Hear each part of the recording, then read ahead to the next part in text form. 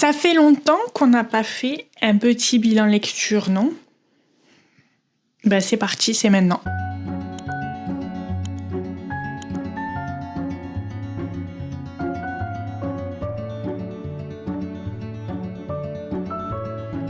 Comment allez-vous? Bienvenue dans cette nouvelle vidéo. Aujourd'hui, on attaque un gros morceau. Je vais faire mon bilan lecture de l'été, donc juin, juillet, août, parce que je n'ai pas fait de bilan lecture depuis le mois de mai. Étant donné que j'ai lu très peu de livres pendant ces mois-ci, ça servait à rien que je fasse un bilan par mois avec seulement 2 livres à présenter. Du coup, je me suis dit que j'allais faire un gros bilan, en fait, en réunissant ces 3 mois-là. Et à la fin, je vous ferai ma pile à lire pour l'automne, parce que oui, on est le 8 septembre, à l'heure où je tourne cette vidéo. Voilà, moi je suis comme tout le monde. Voilà, je ne suis pas originale, j'adore l'automne et du coup je nous ai mis une petite ambiance automnale en fond. Donc oui, du coup je finirai la vidéo avec ma pile à lire de l'automne. Vous allez voir que ma pile à lire ne change pas beaucoup au fil des vidéos parce qu'en fait je lis des livres qui n'étaient pas prévus et du coup je délaisse totalement ma pile à lire. On ferait un bilan à la fin de l'année pour comparer ma vidéo objectif lecture de 2025 et la réalité de ce que j'ai vraiment lu sur cet objectif là. J'ai pas hâte. Voilà. Bon, ben on va commencer directement. Donc le premier que j'ai lu en juin, c'est La sage-femme d'Auschwitz. C'était une lecture commune avec ma sœur. J'appréhendais un peu ma lecture parce que j'avais jamais lu de livre qui se passait pendant la Seconde Guerre mondiale et en particulier dans les camps, et carrément à Auschwitz quoi. C'était quand même quelque chose de huge et j'avais un peu peur de me lancer là-dedans, j'avais des appréhensions. C'est pas le genre de lecture vers lesquelles je vais forcément parce que je sais que ça va me toucher beaucoup et je vais pas être bien pendant ma lecture. Donc voilà, je savais que je partais pour quelque chose d'assez difficile. Ça a été le cas. Dès le début, on est plongé alors, au début, on a quand même des relations qui se construisent parce qu'en fait, ça tourne évidemment autour d'Auschwitz et autour des juifs, de l'extermination des juifs, etc. évidemment. Mais c'est très porté sur l'être humain. Et au début, on a vraiment des relations qui se créent. Et en fait, dès le début, on se dit, oula, ok, donc en fait on commence à s'attacher au personnage et on sait qu'il va se passer des choses horribles, donc en fait on a peur directement pour les personnages. Ça je trouve que c'est un bon point pour le roman, puisqu'en fait on a vraiment ce truc d'avoir peur pour eux parce qu'on s'est attaché à eux très vite. Mais du coup on suit Esther et Anna je crois. Donc Anna c'est la sage-femme qui n'est pas juive et Esther elle est juive. D'abord on les suit dans le ghetto de Lodz, donc il y a Esther qui est dans le ghetto et Anna qui n'y est pas. Et ensuite à la moitié je crois à peu près du roman, en fait Anna et Esther vont se retrouver à Auschwitz, donc je vais pas raconter comment, mais de toute façon on s'en doutait puisque c'est dans le titre et on va suivre leur vie à Auschwitz. C'est le fait que du coup il y a des femmes enceintes, des juives en fait qui arrivent à Auschwitz et il faut des sages-femmes pour les mettre au monde. Et en fait ces bébés ils vont être en fonction des bébés soit tués soit récupérés pour donner à des familles allemandes pour les élever comme des bons petits allemands, etc. Voilà, donc c'est le résumé global. Donc en fait c'était extrêmement touchant. On a vraiment les relations entre les personnages, les relations humaines qui sont extrêmement développées et j'ai trouvé ça très beau. On a par contre évidemment des détails horribles sur le ghetto, sur Auschwitz, etc., sur la mort, sur les conditions affreuses. Enfin, vraiment moi j'avais un peu la boule au ventre, il y avait des moments j'ai eu un peu envie de vomir parce qu'on est vraiment plongé dans une atmosphère qui est dure hein, vraiment, mais c'est normal, je veux dire c'est le thème quoi, donc c'est à la fois affreux et à la fois on se dit je me dis en fait quand tu lis ce genre de truc il faut aussi prendre sur soi parce que ces personnes là elles l'ont vécu et on pourra jamais ressentir, enfin en tout cas je l'espère pas, mais ressentir ce que ces personnes là ont vécu à l'époque, donc voilà. Ce que j'ai trouvé vraiment bien, c'est donc du coup le côté humain mais aussi le côté un peu, j'ai pas trop envie de spoil, mais un peu happy end malgré tout. Il y a des très belles choses qui se passent dans ce roman malgré tout et du coup ça permet de souffler sur la fin et ça m'a vraiment donné envie de lire la suite puisque je crois que La sage-femme de Berlin c'est la suite directe, quelque chose comme ça, donc voilà. Donc on a quand même de l'espoir, il y a de très belles choses qui se passent à la fin, ça fait vraiment du bien, ça fait une espèce de bouffée d'air frais quand on ferme le livre et ça fait du bien quoi. Donc voilà, du coup la sage-femme d'Auschwitz, je sais plus combien d'étoiles je lui ai donné, je pense que je lui ai mis 4 sur 5. Je lui ai pas mis 5 sur 5 parce que c'était pas un coup de cœur et parce que c'était assez difficile à lire, etc. Mais c'était une très bonne lecture, donc je vous le recommande, 4 étoiles sur 5. Voilà, ensuite sur un autre registre, j'ai lu Manacled. Donc je sais plus si j'en ai un peu parlé je crois dans certains de mes vlogs et j'avais dit que je vous en parlerai du coup, je suis désolée là je fais n'importe quoi, je bouge dans tous les sens. J'avais dit que je vous en parlerai du coup pendant mon bilan lecture. Donc Manacled, je l'ai terminé fin juin je crois ou mi-juin, je sais plus. Et en fait, rappelez-vous, si vous me suivez depuis quelques temps, je l'ai commencé l'année dernière, je l'ai commencé je sais pas en octobre ou en novembre, c'était il y a quasiment un an. Et en fait au début j'étais à fond dedans, donc je l'ai lu en anglais, j'étais à fond dedans, puis après j'ai trouvé qu'il y avait beaucoup de longueur, etc. Donc je l'ai mis sur pause et puis de temps en temps je lisais un chapitre, etc. Et puis finalement je voulais le finir avant la fin de l'année, c'était dans mes objectifs quand même. Et je l'ai repris en mai je pense, ouais je pense en mi-mai, quelque chose comme ça. Et en fait je suis arrivée au moment où Drago et Hermione deviennent lovers. Donc en fait il me restait vraiment 1 ou 2 chapitres avant d'arriver à ça et à ce moment là le livre était un peu plus intéressant on va dire, et puis on a eu des révélations, etc. Donc j'ai bien aimé toute cette partie là. Du coup ça m'a permis de rester dans le livre et de le lire assez vite, donc je crois que je l'ai terminé en moins d'un mois après ça, parce que j'ai eu envie de lire que ça, voilà, j'avais envie de le lire, donc c'était cool, ça m'a permis d'avancer, de le terminer. Après la dernière partie, elle était intéressante, c'était cool d'avoir l'après en fait. Donc dans la dernière partie on retourne dans le présent, j'essaie de me rappeler parce que ça fait un moment du coup que je l'ai fini. Ouais, et puis Hermione elle va essayer de sauver Drago, je sais plus exactement, franchement je sais plus, c'est un truc de fou. Bref, mais du coup la dernière partie j'ai bien aimé, les épilogues aussi, on suit un peu leur vie après la guerre et tout. J'ai trouvé la fin un peu abrupte. On a 3 épilogues, je vais pas dire ce qui se passe, mais la fin était un peu abrupte et je me suis dit ah ça finit comme ça, donc c'était un peu bizarre. Mais voilà, globalement c'était une bonne lecture. Ce que je peux dire c'est qu'il y avait énormément de longueur. Je sais pas comment, alors pour rappel Manacled va sortir en version non Harry Potter, donc je vais pas rentrer ici dans les problématiques de, excusez-moi je m'étale, dans les problématiques de est-ce que c'est bien ou pas de vendre des fanfictions Harry Potter par rapport justement à J.K. Rowling. Et beaucoup de gens disent que c'est problématique. Moi j'avoue que je m'étais pas vraiment posé la question, et pour moi c'était quand même mieux de donner de l'argent à quelqu'un qui n'est pas J.K. Rowling, mais c'est sûr qu'on continue quand même de parler d'Harry Potter, donc en fait il faut trouver la balance. De toute façon les fanfictions Harry Potter qui vont sortir rebrandées non Harry Potter auront quand même du succès, malheureusement on pourra pas passer à côté, mais bon voilà, pour moi ça reste quand même mieux que de donner de l'argent directement à J.K. Rowling, mais c'est sûr que ça relance un petit peu la machine, donc c'est à prendre avec des pincettes. C'est pour ça aussi que moi j'ai pas parlé de Manacled sur mon compte Instagram, j'ai pas fait de post, je voulais en faire un à la base mais finalement je l'ai pas fait, parce que là j'en parle sur ma chaîne YouTube parce que j'ai pas beaucoup de visibilité et que je parle un peu de tout sur ma chaîne YouTube, donc voilà. Mais je vous conseille pas forcément d'acheter Alchemized, franchement c'est une bonne lecture hein. Mais c'était super long, je sais pas comment elle va faire, si elle a raccourci, j'espère qu'elle a raccourci quand même des passages, parce qu'il y avait des longueurs immenses et des choses un peu répétitives, même dans leur façon de penser, leur façon d'agir l'un avec l'autre, etc. Les personnages sont un peu quand même insupportables, on va pas se mentir, hein. Hermione on lui dit de pas faire un truc, elle va le faire. Drago pareil, il est insupportable, enfin bon bref. En fait ils sont tous insupportables, c'était intéressant d'avoir leur relation qui évolue, etc. Mais franchement c'était chiant quoi. Donc voilà, je sais pas quoi dire de plus. Moi ce que je retiens de Manacled c'est que c'était très long et que j'ai trouvé la fin un peu abrupte. C'était intéressant mais franchement je vous le conseille pas plus que ça vraiment, et je vous conseille pas d'acheter Alchemized. Je vous conseille de vous tourner, ça c'est une résolution que j'ai là pour cette année, pour l'année prochaine et pour les années à venir, tournez-vous vers des écrivains, des auteurs, des autrices français le plus possible. Donc, n'achetez pas Alchemized. Si vous voulez lire Manacled, lisez-le. Vous pouvez le télécharger gratuitement sur internet. C'est en anglais du coup, mais voilà, ne l'achetez pas, ne donnez pas d'argent, ça sert à rien.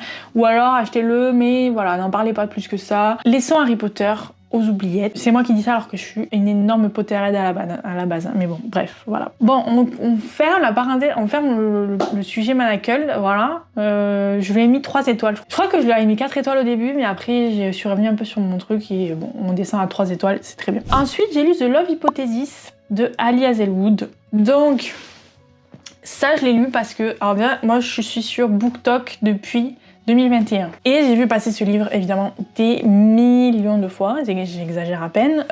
Et en fait je crois que je l'avais mis dans ma wishlist, mais jamais j'ai sauté le pas, jamais je l'ai lu. Je me suis dit ouais peut-être un jour, etc. Et puis le jour est arrivé, puisqu'en fait j'ai vu que il y allait avoir une adaptation cinématographique avec Lili Reinhardt. Donc je me suis dit ouais, pourquoi pas. J'ai rien contre elle, je l'aime bien en fait. Et ensuite j'ai appris que le gars en fait c'était le mari de Daisy Ridley et rappelons-le, The Love Hypothesis sont inspirés des personnages de Kylo Ren et de Rey dans Star Wars la dernière trilogie. Rey qui est joué par Daisy Ridley et du coup le fait que ce soit son mari dans la vraie vie qui joue le gars qui est censé être son mec dans le livre. Bref, j'ai trouvé ça génial. Je trouve que les acteurs sont trop bien choisis. Et du coup, ça m'a donné envie de découvrir le roman parce que je me suis dit que j'allais regarder le film. Et bon, on va aller mieux lire le roman avant. Et voilà, et franchement, j'ai adoré. Voilà, je crois que je lui ai mis 4 ou 5 étoiles. Peut-être que je lui ai enlevé une étoile pour un petit détail et je vais en parler après. Du coup, The Love Hypothesis, ça parle de 2 personnages. Donc ça se passe dans un milieu universitaire avec un professeur et une doctorante, si je dis pas de bêtises. Donc il n'y a pas un grand écart d'âge, hein. C'est un prof et une élève, mais elle est pas vraiment élève. Enfin, c'est une doctorante, donc elle a 25 ans passés, lui il a la trentaine, donc ça va. Je préfère préciser parce que si on dit prof-élève, c'est assez problématique. Et en fait, les circonstances vont faire qu'ils vont devoir faire semblant de sortir ensemble, donc c'est du fake dating. Et puis voilà. Mais en fait, j'ai rien d'autre à dire de plus, hein. C'est du fake dating, voilà. C'est tout. J'ai adoré ce roman, j'ai trouvé ça très drôle, j'ai trouvé les personnages hyper attachants. Je trouve que le personnage de Adam, du coup, celui qui est inspiré par Kylo Ren, donc Adam Driver, comme par hasard, il s'appelle Adam. Je trouve que c'est un green flag, mais il est incroyable ce personnage. Il est un peu grumpy, vous voyez? C'est un peu Grumpy Sunshine, mais il est grumpy mais pas méchant. Genre il est super gentil avec la protagoniste, il lui fait des cadeaux, il est trop gentil, il est trop mignon. Vraiment c'est un green flag, j'ai adoré ce personnage. Vraiment j'ai adoré ce personnage, j'ai trop hâte de le voir à l'écran. J'ai beaucoup aimé le personnage d'Olive aussi, elle est très solaire, elle est très drôle, elle est très un peu maladroite. C'est un peu le cliché, voilà, c'est Grumpy Sunshine. Elle est un peu maladroite, elle est un peu ouf. J'adore la vie et tout, même si elle a ses côtés un peu tristes et tout. Donc, mais voilà, j'ai adoré. Le seul détail, alors attendez, d'abord j'ai lâché une larme aussi, il y a une scène en particulier. C'est une scène qui est assez dure à lire en tant que femme, donc c'est pas une scène de V ou quoi, mais presque, et c'est vraiment en fait une scène de harcèlement sexuel, sexiste sexuel, et c'est une scène qui est très, je trouve, qui a été bien écrite et qui est très dure à lire, enfin pas très dure, ça va non plus, mais qui est dure à lire, et j'avoue j'ai lâché une larme juste après ça parce que c'était horrible, franchement c'était horrible, mais finalement bon voilà, ça finit bien et tout, donc c'est cool. De toute façon c'est une romance, donc ça finit que bien. Et voilà, le seul truc qui m'a chiffonné en fait, c'est que moi j'adore les grandes révélations, les grandes déclarations dans les romances, et là on se doutait de l'issue, on se doutait du pourquoi du comment. Le truc c'est que il n'y a pas eu la grande déclaration d'amour du protagoniste qui lui révèle les choses. En fait, les révélations viennent d'une autre personne. Et 2 fois, ça le fait. Donc la première fois, tu te dis, bon, c'est pas grave. Mais la deuxième fois, il n'y a pas le truc. En fait, il m'a manqué ce truc-là en mode, mais tu sais, tu sais, faut que je t'avoue que nanana, voilà. Il m'a manqué ce truc-là. Donc, peut-être que dans le film, ça va bouger. Peut-être que dans le film, il y aura ce truc-là, dans la grosse déclaration. Elle n'était pas dans le livre, donc du coup, ça m'a un peu frustrée, je dois l'avouer. Il y aurait eu ça aurait été un coup de cœur monumental. J'avoue que là, je suis restée un peu sur ma faim, donc voilà. Bref, voilà, j'ai adoré. Donc voilà, je vous recommande vraiment de lire ce livre, il était vraiment génial et j'ai hâte de voir l'adaptation cinématographique. Ensuite, un roman que j'ai en physique, dis donc. J'en avais parlé dans la vidéo de mon dernier bilan lecture. J'en avais parlé, je l'avais pas encore acheté parce qu'il n'était pas encore sorti. Mais là, c'est bon, il est sorti et il a été lu. C'est Promesses qu'on croyait éternelles de Nin Gorman et Marie Aligno. Donc, si vous ne connaissez pas, c'est le tome 4 de la saga La nuit où les étoiles se sont éteintes. C'est une saga que j'adore, que j'aime de tout mon cœur. C'est vraiment une de mes sagas préférées. En plus, ce sont des autrices françaises. Voilà, on soutient. Il y a la partie 2 qui sort en octobre. Je suis dégoûtée parce que le livre il est pas jaune, voilà. Moi je voulais que le livre soit jaune. En fait je trouvais que le jaune c'est la couleur complémentaire du violet. Ça aurait été incroyablement magnifique d'avoir une couverture jaune à côté de cette beauté violette. Voilà, c'était mon rêve. Et en fait non, elle est rose, orangée. Elle est très belle aussi, hein, je dis pas, mais je suis un peu deg. Bref, du coup, ces Promesses qu'on croyait éternelles, on va suivre 2 personnages. Du coup, d'habitude c'est un seul personnage qu'on suit, là on en suit 2, Kenna et Kurt, et c'est pour ça qu'il y a 2 tomes pour les 2, parce qu'en fait normalement ça va avoir un tome chacun. Il y a 5 personnes dans le groupe, il y aura 5 tomes, voilà. Et en fait ce sont des meilleurs amis d'enfance, et ils partent faire leurs études à l'université, chacun dans 2 villes différentes. Donc il y en a un qui est à Boston, à Harvard, et l'autre qui est à New York, je sais, elle est à la New York University. Je sais pas exactement, mais elle est à New York en tout cas. Et en fait, on va les suivre chacun de leur côté et on va suivre leurs problématiques de vie et en fait, on va se rendre compte quand même qu'ils ont des énormes problèmes. Donc c'est ça que j'aime bien dans cette saga-là, c'est qu'en fait, les sujets traités, ils sont très deep à chaque fois. Et dans celui-là, on a d'autres thématiques, d'autres sujets. On a toujours l'alcoolisme, mais on a aussi des sujets en rapport avec la sexualité. Ça, c'est c'est un très gros sujet dans ce livre-là. Et on a des sujets beaucoup plus difficiles comme les agressions sexuelles, etc.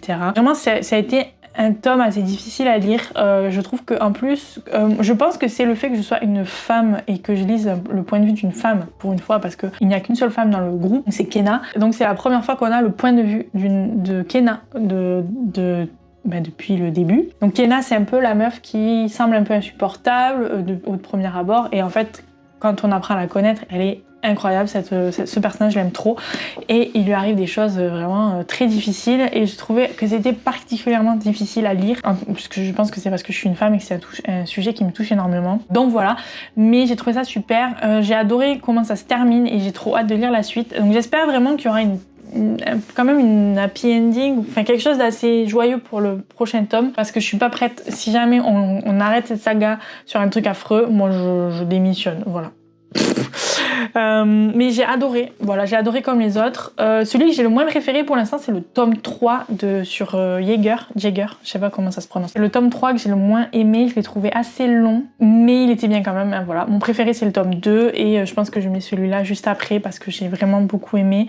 Je trouve que Kurt et Kenna, ce sont des personnages hyper attachants. Et j'ai particulièrement aimé un personnage qui est un nouveau personnage introduit dans ce roman. C'est un nouveau pote de Kenna. Je sais plus comment il s'appelle, Jacob je crois. Oui c'est ça. Il s'appelle Jacob et j'ai adoré ce personnage. Il est incroyable. Je pense qu'on est beaucoup à avoir adoré ce personnage. Il est vraiment, il apporte, je vais encore dire la même chose, mais c'est vraiment une bouffée d'air frais au milieu de tout ça. Il est vraiment incroyable. C'est vraiment un green flag du début à la fin. Et ça devient un pilier un peu pour Kenna, je pense, et elle en a besoin. Donc voilà. Du coup, je vous conseille cette saga. Donc c'est du young adulte avec des sujets quand même assez difficiles qui sont traités. Faut pas s'attendre à une plume incroyable. C'est écrit à la première personne. Il y a des gens qui ont commencé ces livres-là et qui ont été déçus. Je peux comprendre, mais il faut pas s'attendre à des grosses choses en fait. Lisez-le sans vraiment d'attente. Mais je vous conseille quand même cette saga, vraiment, elle est incroyable. Je trouve que les personnages sont vraiment géniaux. Je trouve que le groupe d'amis est vraiment intéressant à suivre. Donc voilà, je vous conseille. Et je crois que j'avais mis 5 étoiles. Je pense que je crois que j'ai mis 5 étoiles à tous les tomes. À part peut-être le 3e, je suis pas sûre. Mais voilà. C'est vraiment brouillon. Je prépare jamais mes vidéos bilan lecture, hein, vous avez remarqué. Donc je suis désolée. Voilà. Ensuite, on va passer à un roman que j'ai sur ma Kindle. Il s'agit de Bolingo de Amandine Solis. Amandine Solis qui est venue dans mon podcast, c'était pour l'épisode 3 et elle revient d'ailleurs très bientôt dans mon podcast encore parler de l'après en fait, puisqu'elle a fait une campagne Ulule, etc. Et du coup j'ai lu Bolingo justement parce qu'elle revenait dans mon podcast. Donc je voulais lire Bolingo déjà de base, mais là du coup j'ai accéléré ma lecture et en plus c'était une lecture d'été, donc voilà. Donc dans Bolingo on va suivre deux personnages, donc il y a Trésor et Elena qui se retrouvent à travailler dans le même club de vacances, c'est pas un club, c'est un resto-bar en bord de plage à côté de Perpignan. Et en fait, c'est une romance entre les deux. Ils vont apprendre à se découvrir. Ils vont apprendre chacun leur problématique. Donc Trésor, sa mère est malade. Elle a un cancer, donc il y a ça de son côté. Il a des problèmes aussi par rapport à la protection de l'enfance. Et Elena, elle travaillait à la protection de l'enfance. Et là, elle est en congé. Je crois qu'elle est en congé sabbatique ou arrêt maladie parce qu'il s'est passé quelque chose. Et on ne sait pas quoi. On ne sait pas ce que c'est au début. Et du coup, il va y avoir un peu une tension entre les deux par rapport à ça. Et voilà, c'est une romance. Ça finit bien, voilà. Donc, qu'est-ce que je peux dire sur cette romance-là ? Donc moi, je partais quand même, j'avais reçu Amandine dans mon podcast, donc elle m'avait vendu le truc très bien, elle a très bien vendu, et du coup, j'avais très hâte de le lire. Et bon, on va pas se mentir, j'ai été un petit peu déçue. Donc j'ai quand même mis 4 étoiles, parce que ça reste un très bon premier roman et tout.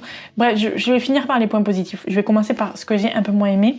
Déjà, ce que j'ai moins aimé, c'est que la relation, elle est trop rapide pour moi. C'est-à-dire qu'il se passe quelque chose au début du roman, une espèce de grosse tension entre les deux. Et en fait, je crois que le chapitre directement d'après, c'est quelques jours après, donc ils sont un peu passés au-dessus de cette tension, de ce conflit-là, et ils deviennent assez proches assez vite. Donc pas proches en mode ils s'embrassent, mais proches en mode on devient amis, on rigole ensemble, etc. Et en plus, il y a une attirance physique assez rapide. Dans les descriptions, on voit très bien que l'un et l'autre s'intéressent à l'autre de façon physique, en mode ouais, il y a une attirance physique entre les deux. Et quand il y a des attirances physiques trop vite dans les descriptions, moi ça me dérange un peu parce que pourtant, c'est ce qu'on regarde chez les gens, mais je trouve que quand tu l'écris noir sur blanc, c'est too much. Voilà. Donc du coup, la relation entre les deux, en fait, il m'a manqué peut-être un chapitre sur les quelques jours entre la première scène et la scène où ça va mieux entre les deux, pour un peu montrer que finalement, bon, au fil des jours, ça allait un petit peu mieux, et là, là, il souffle, quoi. Mais là, on est passé du tout au tout et ça m'a pas trop plu.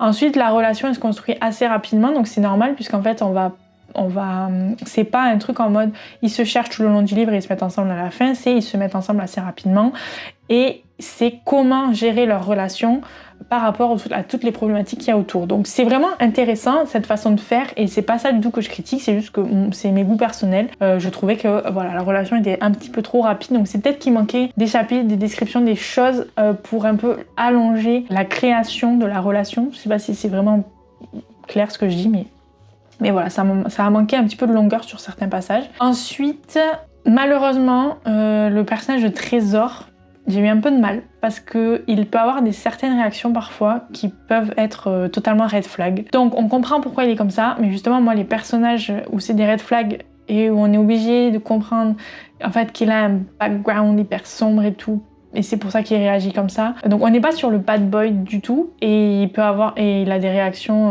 à des moments qui sont très green flag justement.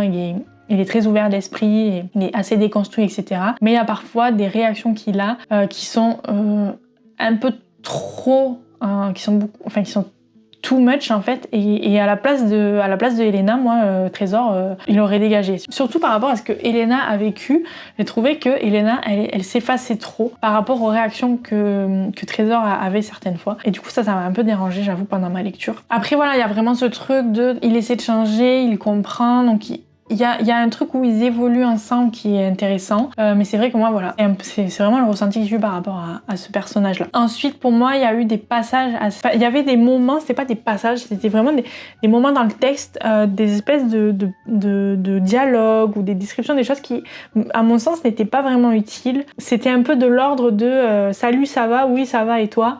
Oui ça va, super. Voilà, ça dans les livres, sauf si ça apporte quelque chose à la scène, ça ne sert à rien. Voilà, dire bonjour, ça va, oui ça va, et toi, oui ça va, merci. Et ensuite on passe au sujet principal.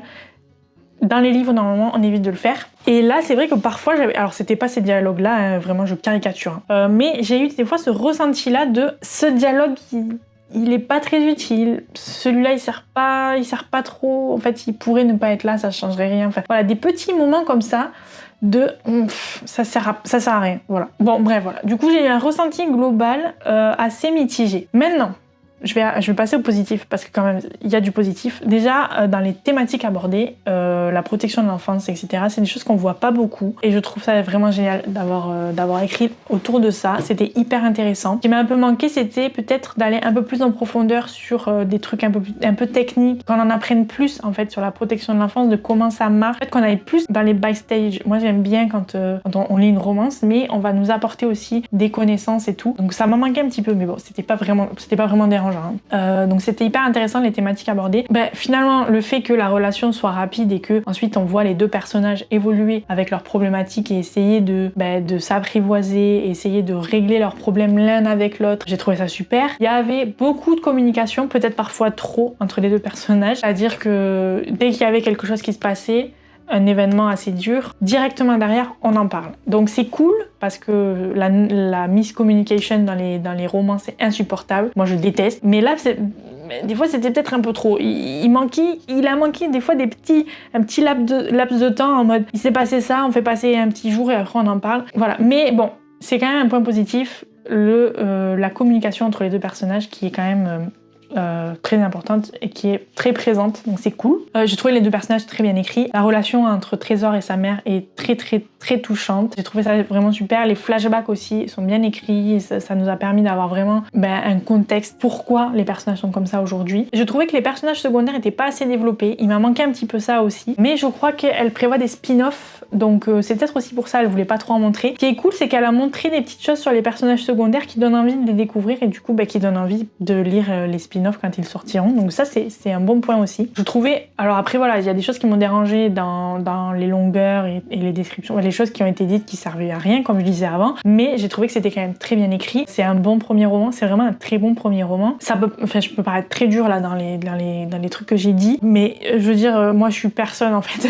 pour critiquer. Je veux dire j'ai pas publié mon roman encore et puis je sais pas, il est peut-être pas bon du tout, donc voilà, mais je trouve que c'est un très bon premier roman, c'est très touchant, c'est quand même très bien écrit, puis ça fait du bien d'avoir aussi des paysages comme ça de la France qui se déroulent pendant l'été et tout, enfin bref voilà, c'était quand même une très bonne lecture. J'ai passé un très bon moment en lisant ce livre. J'ai l'impression d'avoir dit beaucoup de choses négatives et très peu de choses positives. Moi je vous recommande de le lire. Voilà, parce que moi je suis une personne qui suis très difficile en termes de lecture. Je me rends compte que je suis de plus en plus dure avec les livres que je lis. Je sais pas si c'est parce que j'écris, mais je suis même pas sûre que ce soit ça. Je pense que c'est juste que je sais maintenant ce qui me gêne et qui me gêne moins dans les livres. Même la mémoire des eaux, là je suis en train de lire la mémoire des eaux et on en parlera à la fin de la vidéo. J'ai toujours pas terminé parce que il y a des choses qui me dérangent dans le roman, dans les longueurs, etc. Donc en fait je deviens très difficile en termes de lecture et du coup voilà, quand il y a des petites choses qui me dérangent, ça me dérange quoi, voilà, du coup je le dis, c'est tout. Mais voilà, c'était une très bonne lecture, il y a énormément de monde qui ont adoré ce livre et on comprend pourquoi. Les thématiques abordées sont hyper intéressantes, les personnages sont très attachants, il y a beaucoup de communication entre les deux, il y a des beaux paysages, c'est très bien écrit, il y a des moments très touchants, des moments drôles, des moments tristes, etc.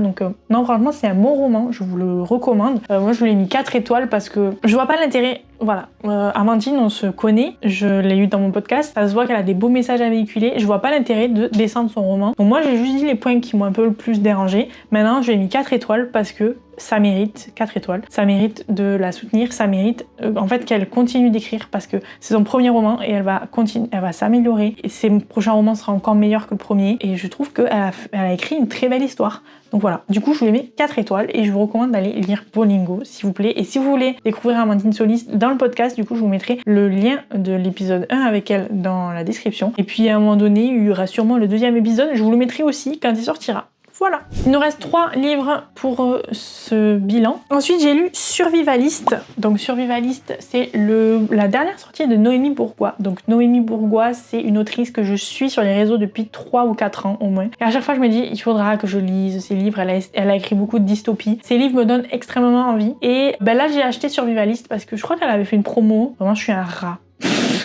Mais il était un peu moins cher, hein. Son e-book était un peu moins cher, donc je l'ai acheté et du coup je l'ai lu. Franchement je l'ai lu en 2-3 jours, c'était très rapide à lire. Alors Survivaliste, c'est l'histoire de... Oh là là, je sais plus les prénoms, je suis désolée. Mais c'est un gars qui va faire un stage de survivalisme avec ses potes et en fait il reçoit un message qui dit plus que 48 heures à vivre et voilà, et puis après ça tourne un peu au cauchemar quoi. Donc j'ai beaucoup aimé ce roman, je trouve. Alors déjà je trouve que la plume de Noémie Bourgois est vraiment très agréable, elle écrit super bien. Pour le coup on sent vraiment l'expérience à travers ce livre, c'est très bien écrit, il n'y a rien dans la plume qui m'a dérangée. Ça se lit très vite, les chapitres sont très courts et ils donnent envie de lire le suivant, donc ça c'est un bon point aussi. Donc c'est un thriller évidemment, c'est dans les codes du thriller d'essayer de finir les chapitres avec des cliffhangers pour pouvoir donner envie au lecteur de lire la suite et de ne pas s'arrêter de lire. Donc ça a très bien fonctionné. J'ai beaucoup aimé les personnages, comment ils étaient développés, ils étaient super intéressants, ils avaient tous quelque chose à apporter. Je trouve que le suspense il est très bien mené parce qu'on a des doutes sur chacun des personnages au début, puis petit à petit les doutes se resserrent sur d'autres, etc.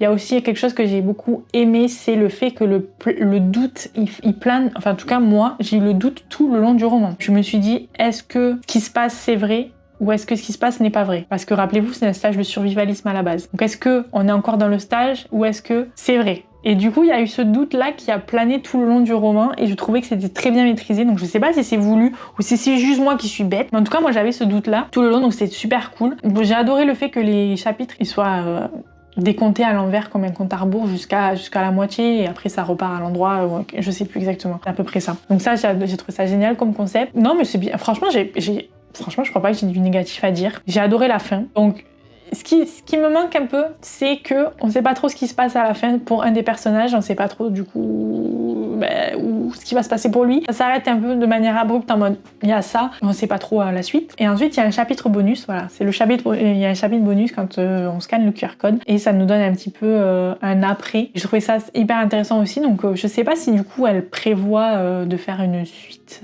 par rapport au personnage qu'on voit dans le chapitre bonus ou pas. Ça pourrait être hyper intéressant et j'ai beaucoup aimé. Voilà, donc je sais plus si je lui ai mis 4 ou 5 étoiles. Ça m'a pas transcendée, en fait, j'ai pas été transcendée par ce roman, mais j'ai trouvé ça très très bien écrit, très bien amené, le suspense est maîtrisé, les personnages sont vraiment hyper cool. L'histoire est vraiment hyper originale, j'ai adoré. Donc voilà, 4 étoiles je crois pour Survivaliste. Franchement c'est un bon roman et j'ai très envie de lire... de découvrir d'autres romans de Noémie Bourgois. De toute façon, c'est dans mes objectifs lecture de ces prochaines années, voilà. Mais d'abord, j'ai une palle à terminer, hein, voilà, on se sait. Donc voilà, je vous recommande Survivaliste. Ensuite, j'ai lu un livre qui n'est pas d'une fiction, donc ce sera plus pour les écrivains qui me suivent, c'est Comment écrire de la fiction, la charpente du récit. Donc c'est le tome 3 de cette collection Comment écrire de la fiction, par Christophe Lambert, voilà. J'ai trouvé ça hyper intéressant, donc je vais essayer de passer vite dessus parce que franchement c'est pas forcément intéressant pour tout le monde qui me regarde là, mais du coup ça résume en fait la structure en 3 actes pour écrire une fiction. Voilà, ça va bien décrypter chaque acte, qu'est-ce qui doit se passer, quel type de personnage, quel type de scène, quel genre se prête à quelle structure, etc. Je résume très mal. Voilà, peut-être que je ferai une vidéo complète sur ce roman, enfin sur ce livre, ce sera peut-être mieux. Mais c'était une très très bonne lecture, très intéressante, et je sens que ça va bien m'aider pour la suite de mon écriture, puisque rappelez-vous, j'ai écrit aussi des romans. Donc voilà, je vous recommande ce livre, je lui ai mis 4 ou 5 étoiles aussi. C'est un très bon livre si vous écrivez de la fiction, et je trouve que c'est quand même vachement plus accessible que l'anatomie du scénario, que ça franchement, il n'y a pas beaucoup de pages. Il y a 200, ouais, il y a 200 pages. Voilà, donc ça se lit assez vite, c'est très bien écrit, c'est assez bien résumé, l'anatomie du scénario, il est quand même très épais. Donc je vous le conseil, voilà. Et enfin, le dernier livre que j'ai lu en août, c'est Graveyard Shift de ML Rio. J'attendais ce truc avec impatience. Donc, c'est une nouvelle. Je sais pas trop si on peut qualifier ça de nouvelle, j'ai l'impression que c'est quand même un peu plus gros qu'une nouvelle, non? Quoique, je sais pas, il y a une centaine de pages. Il y a 120 pages, donc c'est vraiment... C'est pas un roman en fait, c'est vraiment un truc très très court. J'ai adoré. Voilà, donc ML Rio, elle a écrit If We Were Villains, qui est un de mes livres préférés. J'adore ML Rio, j'adore sa plume, j'adore son univers. J'ai adoré cette nouvelle, vraiment. Donc là, on va y suivre 5 personnages. Oui, c'est ça. On a 5 personnages qui, toutes les nuits, en fait, se retrouvent dans le cimetière à côté de l'université. Ça paraît glauque comme ça. Mais en fait, ils se retrouvent pour fumer, parce qu'ils n'ont pas le droit de fumer ailleurs. Donc il y a un barman, il y a une réceptionniste, le gardien de l'église, enfin bref, des gens qui en fait bossent plutôt de nuit et tout. Et ils se retrouvent là pour fumer tous ensemble. Et en fait, il y a un soir, ils y vont. Et en fait, ils découvrent qu'il y a un trou qui a été creusé dans le cimetière. Et ils se demandent pourquoi. Et en fait, ils vont un peu mener l'enquête, chacun de leur côté, ils vont faire des petits trucs et tout. Il y a tout ensuite qui va se regrouper. J'ai trouvé ça alors c'est trop bien écrit, c'est super drôle en vrai. Franchement, les personnages sont hilarants. Au début, c'est trop marrant parce qu'ils sont en mode... ils appellent ça le trou. Attendez, c'est le trou qu'ils appellent ça? Le trou, il y a écrit avec un T majuscule, c'est comme si le trou devenait un personnage sur cette scène-là, et je trouve ça trop bien écrit, c'était hilarant. Ce que j'adore avec ML Rio, c'est que... Enfin, j'adore comment elle construit ses personnages. Il y a que 100 pages, il y a 120 pages, et franchement, elle arrive à donner des détails sur les personnages qui fait que ils sont extrêmement profonds. Voilà, on sait à peu près qui leur est arrivé dans la vie, ce qui leur arrive en ce moment, on sait leur trait de caractère, franchement, elle a un talent fou pour décrire les personnages. Et là, j'ai adoré les personnages, ils étaient drôles, ils étaient attachants, ils avaient un peu leur côté dark aussi, mais c'était génial, voilà. On reste un peu sur notre fin, parce que c'est une nouvelle. Il n'y a pas vraiment de fin, en fait. Mais ça m'a pas dérangé parce que, justement, j'avais dit ça dans mon post Instagram. J'avais l'impression, en fait, d'avoir suivi les personnages sur sur quelques heures de leur vie. En fait, c'est comme si on avait attrapé un élément de leur vie, genre quelques heures de leur vie, et qu'après, eux, ils vont continuer derrière de faire leur vie, quoi. Je dis le mot vie 40 000 fois dans cette vidéo, c'est génial. C'est très touchant, en fait, à la fin, il se passe des choses entre les personnages, ils ont des relations qui se développent un peu plus que ce que ça n'était déjà. en fait ils étaient amis mais plus ou moins amis, ils se retrouvaient le soir, mais là en fait d'avoir cet événement là ça les a rapprochés et j'ai trouvé que c'était très très bien écrit. J'ai adoré l'ambiance, je trouve que Emel Rio elle arrive à donner une ambiance à ses romans, mais c'est pour ça que j'adore Everywhere Villains, on est vraiment sur de la Dark Academia mais comme on l'aime quoi, avec une ambiance automnale, dans une espèce de... il y a un château, il y a des feuilles qui tombent, il y a le lac, on a une atmosphère, enfin dans des couleurs en fait automnales, un peu comme ça quoi, un peu comme ce qu'on a là. C'est ça que j'adore avec Emel Rio, et là c'était pareil, on a vraiment le cimetière qui est extrêmement bien décrit, même l'église qui est abandonnée qui est super bien décrit, puis ensuite on va passer dans un bar, puis dans une bibliothèque et tout, et en fait on a une espèce d'ambiance comme ça globale qui est mais décrit à la perfection et on est vraiment plongé dedans. Bref voilà, c'était trop bien écrit, j'ai adoré. Franchement j'ai adoré. Alors je sais pas si c'est la plume d'Emel Rio ou si c'est la traduction, mais je pense que c'est un peu des deux, mais je trouve que franchement c'est extrêmement bien écrit,